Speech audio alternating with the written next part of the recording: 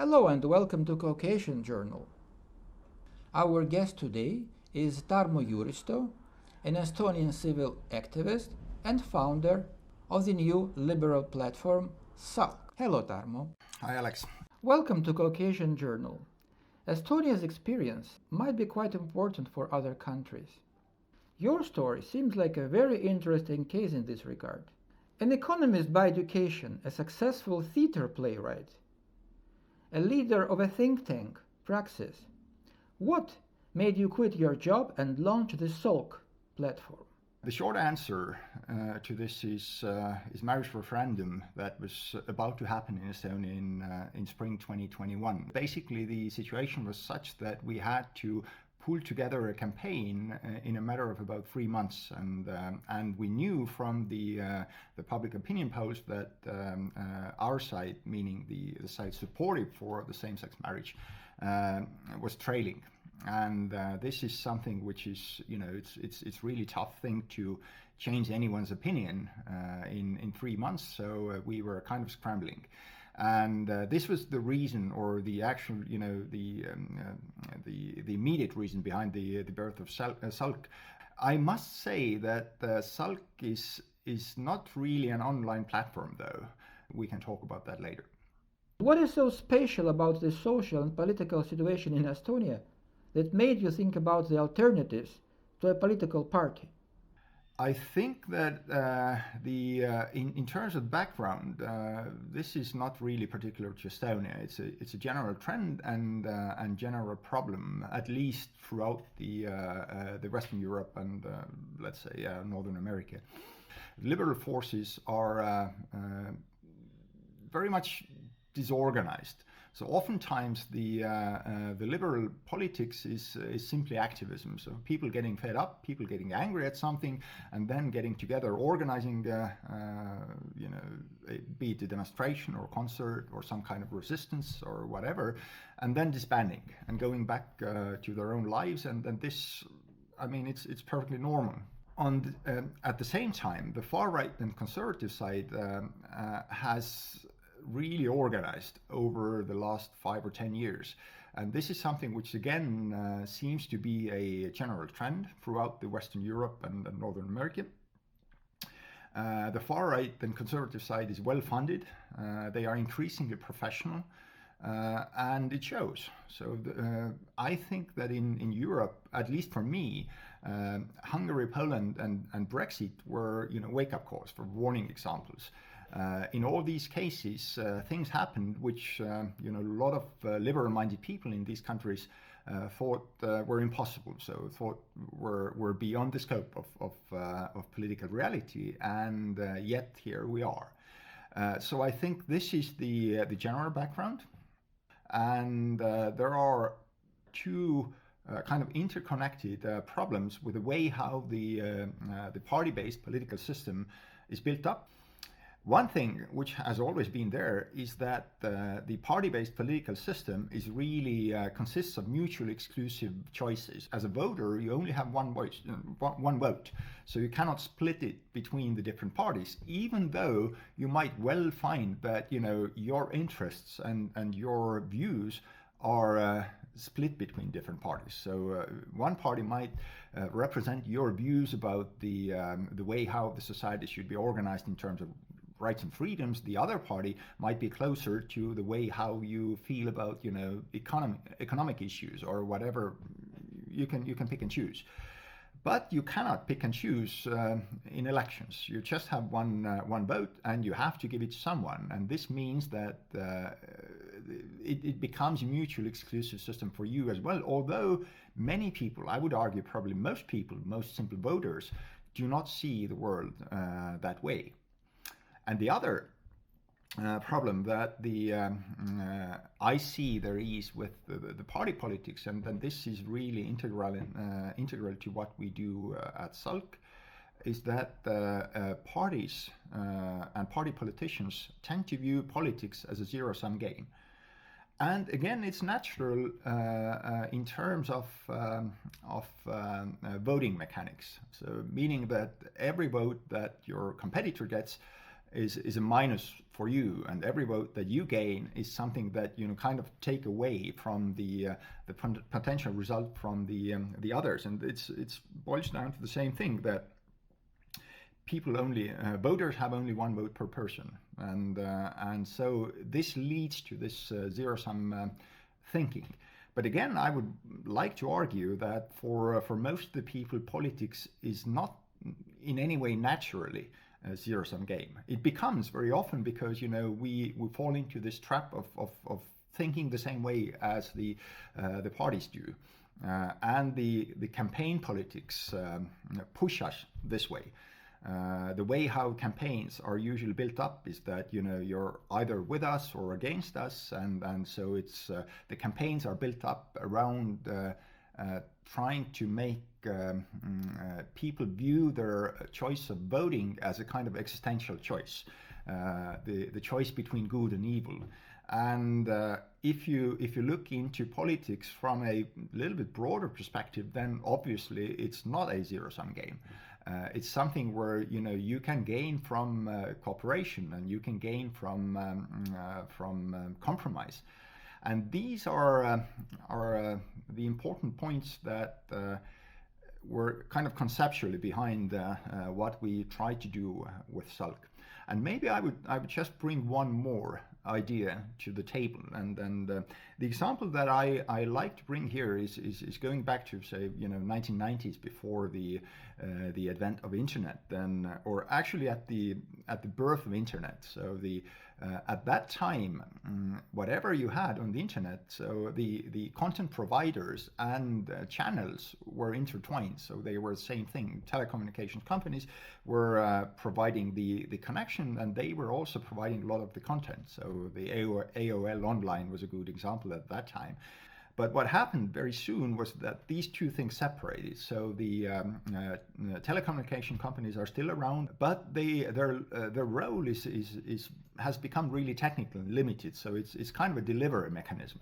And what I would like to argue, or the way how I view the future of politics, is that it's not that there's no role for parties. The party system is time-tested way of making difficult choices in a environment where people have legitimately different interests. But at the same time, at least to my mind, something that has been going on again already over a number of years is that the content of politics is increasingly being, so to say, produced elsewhere, not just in party headquarters. It's become much broader, and party system is useful as a way of actually consolidating these different sources for the policy making. But it's not the only place, and this is something where we are also trying to take a little bit broader view and broaden this idea of how politics can be made. What is SALK in its current form, and what are the future perspectives which you are aiming to? What we are trying to do is we aim to solve, or at least help to solve, coordination problems. A few more things to mention is that for one thing, that we are almost, I would say, religiously data-based. So we're trying, of course, everyone, myself included, we have our own sympathies, political sympathies, we have our own opinions how things should be. We also have our own opinions how other people think that things should be. But we're trying to be really distrustful of these opinions. So we're trying to, whatever we say, whatever we believe ourselves needs to have a basis in data, and this is really big for us. So it's really important. So also, we're not trying to grow into big organization. We're trying to work together with others. We're working together with media. We're working together with political parties, with NGOs, and what we're trying to do is to build an agile model with basic capacities, and those would be data capacity, analysis capacity, and action capacity. That can be scaled up rapidly upon need. So we're not, we don't have 20, 30 people around working all the time. So our core team is quite small, it's 5-6 people.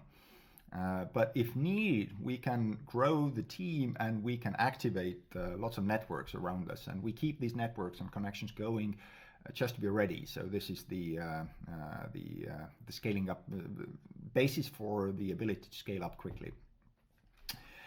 We're also trying to break away from the activism and advocacy models. The activism part I mentioned before. The activism model oftentimes works this way, that people do what they do at the expense of their family life or free time, and this is something that can be sustained for a period of time. But as I said before, most people cannot live like this for half a year, for years, and they shouldn't. I mean, families are important, so that's something that we're trying to do differently.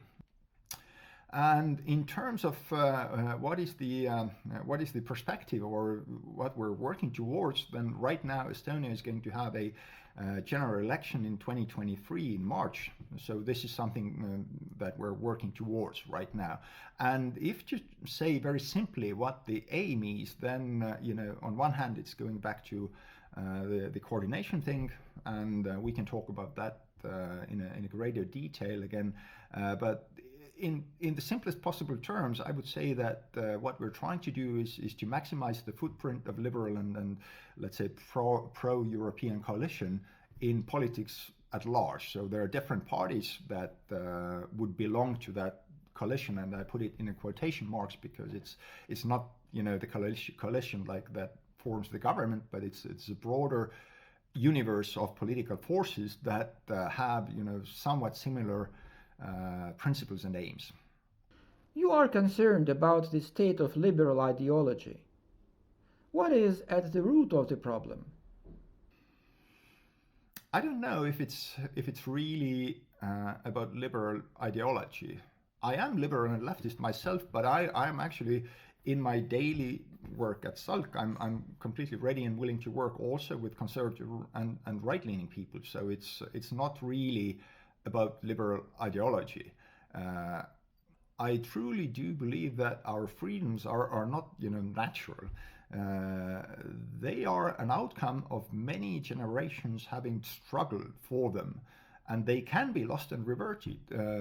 Like I made a few passing remarks or references to Poland and Hungary before, but these can be found elsewhere as well. So it's nothing is set in stone in that sense, and it's easy to forget about that the freedom is fragile. Estonia is often referred to as a digital advanced society, an e-nation. What are the advantages of an online platform in contrast to the traditional forms of civil activity? Again, as I said before, I don't see ourselves as an online platform, although we do, of course, leverage internet and technology the best we can. However, we do meet people face to face all the time. We work with traditional media, with newspapers, with TV and radio all the time. It's not just blog posts and social media. It's just that we do not intend to grow into big organization ourselves. We're not trying to build up our own Breitbart alternative or our own media presence. We're working with the existing partners. And the same goes for politics. Why do you distantiate yourself from the parties? The easy answer is that we keep distance from parties so that we could work with all of them. As soon as you kind of paint yourself into the corner of having really close ideological ties or sympathies with any one party, then all the others become distrustful of you. We are open that we do have our own political preferences, but to the best we can, we try to leave them, behind the door when we do what we do at SALK. So we're trying to, for lack of a better word, be professional in this and work with everyone. And this is to that end, you need to keep arm's length distance from all the parties. Because, like I said before, they are distrustful of each other. What What makes Estonia so special and e-friendly? Is it because of high digital literacy, people's trust in government, or just a lucky combination of competent rulers? I would first pick up the last word, and I would say that we have indeed been very lucky that we really haven't had rulers. We have had governments, and some of them have been more competent than the others, but we haven't had rulers, and this is an important distinction to be made. Now, coming to the digital literacy, I think it helps, of course, but overall, I would view Estonia as a kind of a lottery winner on a couple of different points. So one thing that needs to be stressed is the unexpected lucky success of Skype. And this created kind of an ecosystem in Estonia around technology and IT that has now spread. It gave really two things, at least two important things. So first, it created kind of a springboard and the grooming ground for lots of competent people on the IT technology, internet connection technology, and so on. And it also provided, it made them rich. So it provided initial capital that spread. So lots of these people went on and established their own subsequent companies. And I think just yesterday we had again a news coming out that Estonia now has its ninth, depending on how you count, eighth or ninth unicorn. I mean, meaning the IT company or tech company that has a valuation of more than 1 billion euros. So these have been popping up all the time, and there are more in the pipeline. And this is something that is a very vibrant part, and Estonia is standing head and shoulders above any other European country in terms of the per capita number of successful, hugely successful international IT startups. So this is one thing to keep in mind. But however, on the there's a twin distinction that needs to be made kind of also historically. One thing is that compared to other former Soviet Union countries, I think we were lucky that we had a few people who were, or let's say the government at that time, who was brave enough to make some decisions in '90s that helped us a lot in what followed. So the digital infrastructure, the digital identification, which spread through the public sector and government and enabled a lot of things. So this was a brave decision at that time, and we were lucky to have people who would take it and push it. On the other hand, there was another thing. I was working in a bank in early '90s, and this is something that I was able to experience firsthand. We were also in a way lucky that we could start from the zero in '90s with no legacy systems that would have held us back. This is something that I could see in comparison with Scandinavian banks. They had made huge IT and infrastructure investments in '80s into technology, which was pretty much obsolete with the advent of internet and fast technological changes and progress in '90s. We could start from the scratch, and this means that we didn't have that legacy problem. So we could do a few things in a better way. Do you think that social and political life in your country is likely to migrate to online platforms? I would say it depends. In terms of social life, I certainly hope not. I hope we will still remain, talking and interacting in person. But in general, I would say that both social and political life is really mostly about interactions between people, and when the latter changes and transforms, the former also has to. So yes, the digital is going to be an increasing part in both in social life and politics, but I don't think that either of them is going to really transform completely anytime soon or probably ever. Do you think some of your SALK experience might be relevant for other countries, in particular former Soviet Union countries? I hope it might, although I don't really see what we do specific to the Soviet past in any way, or even specific to our Central Eastern European location. I just the other day I spoke with a Brazilian friend talking about SALK and then what we do, and he said, I hope there will be SALK in Brazil one day. So I think it's a broader thing than just the regional or historical. Thank you very much, Tarmo. Thank you. We cover what matters. Caucasian Journal.